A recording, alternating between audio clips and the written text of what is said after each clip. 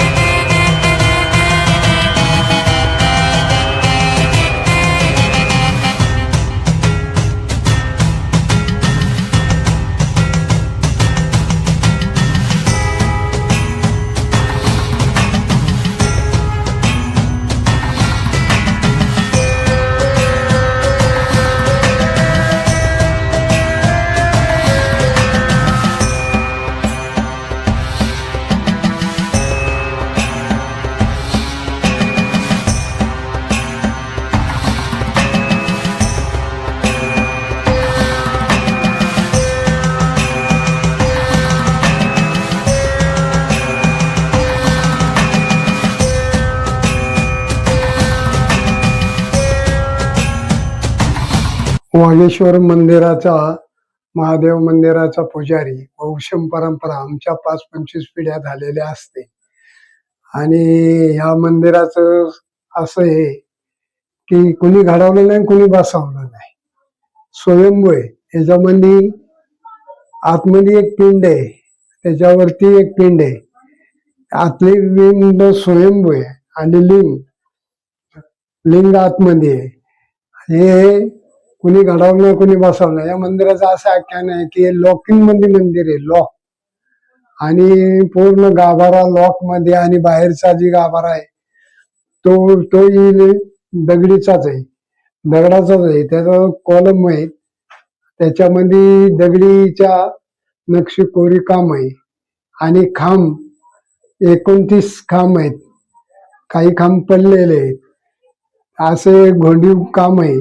आणि हेमाडपंथी काम असल्या कारणाने ह्या मंदिराची वंशम परंपरा, आम्ही पुजारी, याचा ट्रस्ट आहे। 1977 ला स्थापन केलं, 1977 ला ट्रस्ट स्थापन झाला। 1998 ला वरती याचा जीर्णोद्धार केलेला आहे। 42 फुटाचा कळस आहे, त्याचा मी ट्रस्टी आहे, मेन वंशम परंपरा पुजारी आणि ट्रस्टी या मंदिराचा पुजारी आहे। आता पुढची अवस्था अशी आहे की 1962 ला पहिले बारक डॅम केला आंबेगाव मध्ये, आंबेगाव मधून डॅम केल्यानंतर 1965 ला 62 ला झाल्यानंतर त्यांचे ते काम चालू झालं। तर 65 ला त्यांनी काम चालू केल्यानंतर पूर्णपणे पवना धरण डॅमचं काम 71 ला पूर्ण केलं, आणि 72 ला त्यांनी पाणी तुंबवलं। पाणी तुंबवल्यानंतर या मंदिराचा जीर्ण होऊन शनी याच्यावरती 5 फूट पाणी असल्या कारणानं तर मंदिराची झडपड झालेली आहे, पडझड झालेली आहे। हे पौराणिक असताना शासन याच्याकडे लक्ष नाही टाकत। शासनाने या मंदिरासाठी अचा दर्जा द्यावा शनी मुंबई, पुणा, लोणावळा, तळेगाव, देवरोड, मुळशीबाग, हवेली, कोकण असे पर्यटक येतात। पण अत्यंत अवस्था असल्या कारणाने या मंदिराची याची पडझड झालेल्या कारणाने याला कोणीही कुठलीही शासनाची मदत होत नाही। पूर्वी शासनाची मदत याला चालू होती, बोर संस्थांचं याला तेल दिवा बत्ती जळण्यासाठी आणि मी कार्तिकी आणि कार्तिकी एकादशी आणि षष्टी आणि त्रिपौर्णिमा आणि शिवरात्र यासाठी सर्व मदत मिळत होती शासनाची. तर सगळी 1972 ला पाणी तुंबल्यानंतर याची आजपर्यंत ते खंडन झालेलं आहे.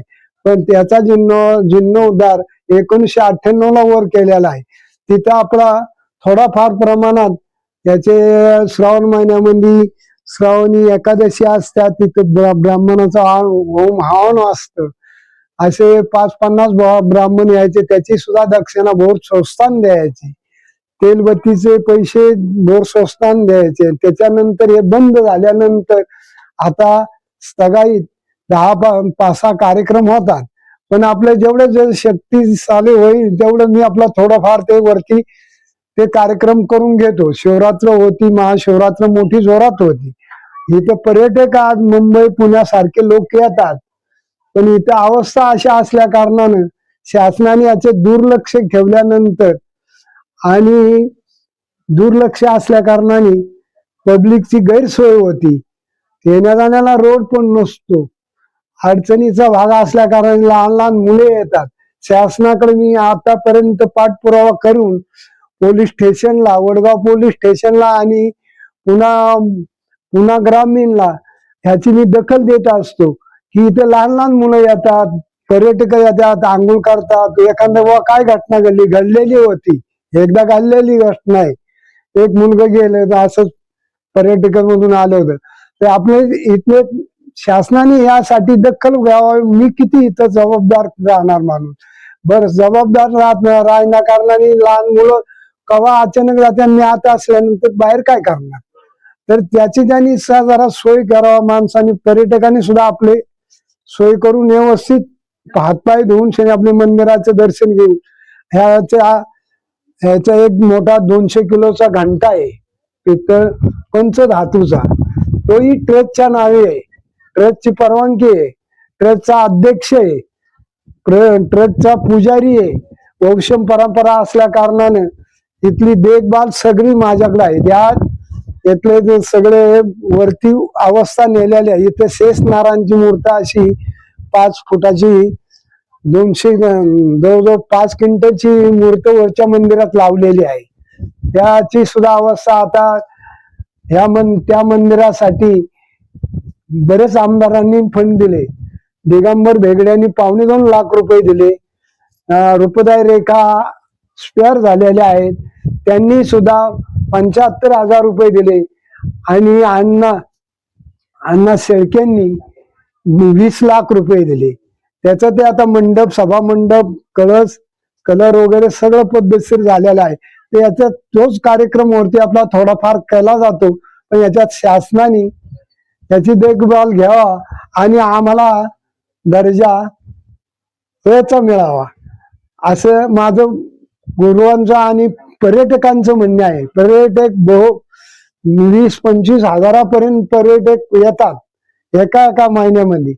आता पुढच्या महिन्यामध्ये जास्त येणार पर्यटक. यासाठी सुविधा करून द्यावी, उपलब्ध करून द्यावी. हे गावच्या वतीने, पंचकृषीच्या वतीने आणि पुजाऱ्याच्या वतीने आणि तमाम पर्यटकांच्या वतीने यांची देखभाल व्हावी ही माझी नम्र विनंती. तो नंदी आहे, तो नंददीप आहे. तो कार्तिकेला नंददीप पेटवला जायचा, म्हणजे दिवा लावायचा. ते जी अवस्था आहे ना, ते मंदिर आहे ना, ते जे ह्या मंदिराचा शोध लावला ते गवारी मंदिर आहे ते. आणि हे जी हे अवस्था आहेत ना, हे वीर लोकांनी, ज्यांनी वीरपणा केला, त्यांनी आपले आठवण मनुष्याने त्या आणून ठेवलेल्या गोष्टी आहेत. दुसरं एक असं आहे की या गावाचं नाव मढी होतं. जसं या गवाऱ्यांनी शोध लावल्यानंतर हे उत्पन्न महादेवाचं मंदिर, महादेव उत्पन्न झाल्यानंतर, प्रगट झाल्यानंतर मग ते वाघेश्वर नाव पडलं. इथे एक 38 गुंठ्याचं या मंदिराचा तळ होतं पूर्वी. त्यामध्ये कमळे निळ्या रंगाची निघायची सकाळी दिवस उगावला की ती कमळे निघायची, संध्याकाळी मावळा कधी मावळायची. ती कमळे मी इथं चढवलेली आहे, पुन्हा मुंबईपर्यंत ती कमळे गेलेली आहे. पण हे अवस्था ह्या धरणामुळे झालेली आहे. या धरणामुळे झाल्यानंतर माझा ह्या मंदिराचा ट्रस्ट, एंडोमेंट ट्रस्ट 1487 हे नंबर, एंडोमेंट ट्रस्ट वागेश्वर देवस्थान महादेवाचे मंदिर, याचा 98ला वरती जीर्णोद्धार केलेला आहे. आता इथं या मंदिरामध्ये दक्ष प्रजापती म्हणजे ज्यांनी हे सामावलं गेले, ही वास्तव सांभावलं गेल्यानंतर झाल्यानंतर ते दक्ष प्रजापतीचं हे लावलेलं आहे, मूर्ती लावलेली आहे. आणि ह्या खांबामध्ये 5 फुटाच्या खांबामध्ये शेष नारायणांची मूर्त, विष्णू, ब्रह्म, विष्णू आणि महेश आणि शेष नारायणाची मूर्त वरच्या मंदिरामध्ये नवीन जीर्णोद्धार केलेला आहे 1998ला. तिथे शेष नारायणाची मूर्त नेऊन बसवलेली आहे.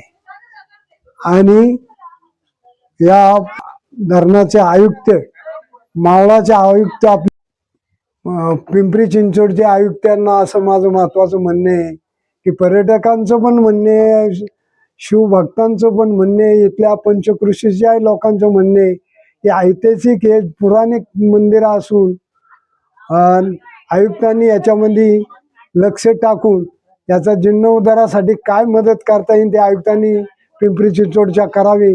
हे वेळ पुजाऱ्याच्या वतीने आणि ट्रस्टच्या वतीने आणि देवस्थानच्या वतीने महत्वाचं म्हणणं आहे की आपला हे मंदिर पाण्यात गेल्या, डॅम मध्ये गेल्यानंतर त्याच्यात जीर्णोद्धार झालेला नाही आणि त्याचे पडझड झालेली आहे, त्याची सुधारणा करावी ही माझी नम्र विनंती. पुजारी आणि गुरव, एंडोमेंट ट्रस्ट.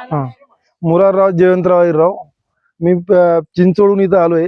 मला तिथं भरपूर या गावाबद्दल, या मंदिराबद्दल भरपूर माहिती भेटली. वागेश्वर मंदिर म्हणून भरपूर नाव आहे. पण इथं आल्यानंतर असं दिसतंय की या मंदिरात प्राचीन काळचं मंदिर असून इथं काहीच नाही. पालिकेने किंवा केंद्र सरकारने काहीतरी याचा उपयोग म्हणजे याचा एक घ्यायला पाहिजे, मनावर घ्यायला पाहिजे किंवा याचा सुधारणा केली पाहिजे यांनी. इथं आल्यानंतर असं दिसतं की हे नुसतं प्राचीन काळचं मंदिर राहिलंय, इथं बाकी काहीच दिसत नाही. आम्ही भरपूर लांबून आलो इथं बघण्यासाठी, पण फक्त इथं पिंड, मंदिराची पिंड राहिली आत.